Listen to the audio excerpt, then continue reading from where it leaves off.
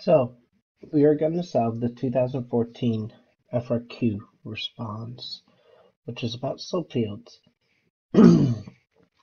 So it gives us this differential equation dy over dx equals 3 minus y cosine x, and it says f of 0 equals 1. That part's important. The first part says sketch the solution curve through the point 0, 1. So you're going to start here. Now when you do this, do not play connect the dots. Make sure the slopes look parallel to the part that they're next. So if you look over here, it should have a 0 slope, and it's parallel to the one right next to it. So I would say that's pretty good right there. And now when you do this,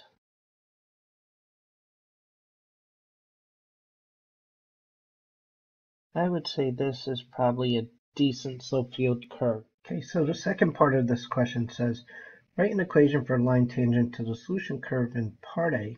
At the point 0, 1, use the equation to approximate f of 0.2. So now, line tangent. Whenever it says line tangent, that means you need a point and you need a slope. So the point is 0, 1.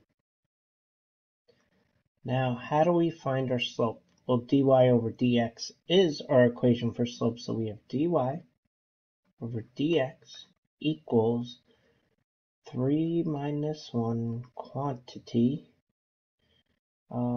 times cosine of 0. Well, cosine of 0 is going to be, well, 3 minus 1 is 2. Cosine of 0 is 1. So our slope is 1. So now we can write our equation y minus 1 equals 2 times x minus 0. So now we get y equals 2x plus 1. 2 times 0, 0, 0 plus 1. Okay, so now we need to find f of 0.2. So if you want to find f of 0.2, you're just simply going to plug in and you're going to get 2 times 0.2 plus 1, which is going to equal 0.4 plus 1, 1.4. That's what you should get. Okay, bear with me while I clear the canvas so we could do part C. Okay, part C of this particular problem wants to know y equals f of x, find a particular solution with the condition 0, 1. So 0, 1. So now we have dy over dx, which is a slope, equals 3 minus y cosine x. So now we're going to separate the variable dy over 3 minus y equals cosine of x dx. Now this is really 3 minus y to the negative 1.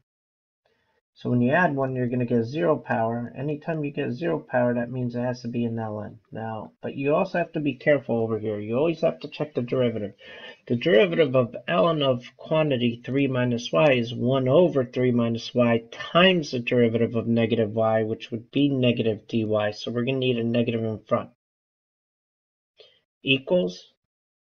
I've got to put the integrand sign over here. I got to show what I'm doing, but the antiderivative of cosine of x is sine x. The derivative is cosine x plus c. So now we need to plug in this initial condition. So now we're going to get negative ln of 3 minus 1 is going to be 2. Sine of 0 plus c. Sine of 0 is 0, so c has to equal negative ln of 2. So now we're going to take this and we're going to plug it in here into our equation. And then we're going to try to solve. Negative ln of 3 minus y equals sine of x minus ln of 2. Now, we need to solve this. So how do we solve this? We're going to have to e both sides, right?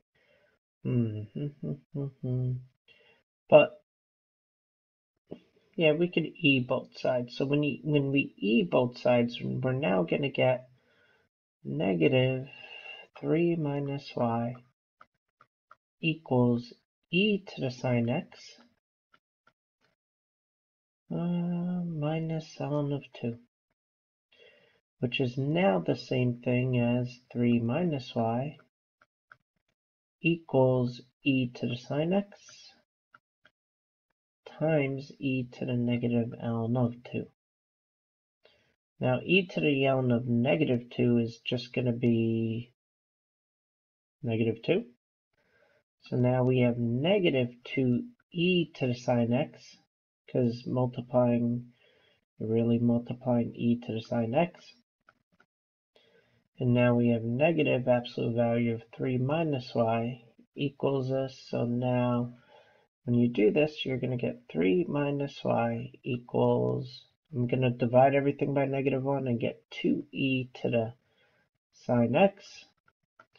Now I'm going to get negative y equals 2e to the sine x minus 3. And finally, I'm just going to write y equals negative 2e to the sine x plus 3. And now let's make sure we don't have any domain issues. Looking at this graph, we're good. Looking at the range, we're also good. We don't have domain issues, although you can be technical about range because it's a cosine problem, so it's whatever the amplitude is in front. All right, I hope this helped.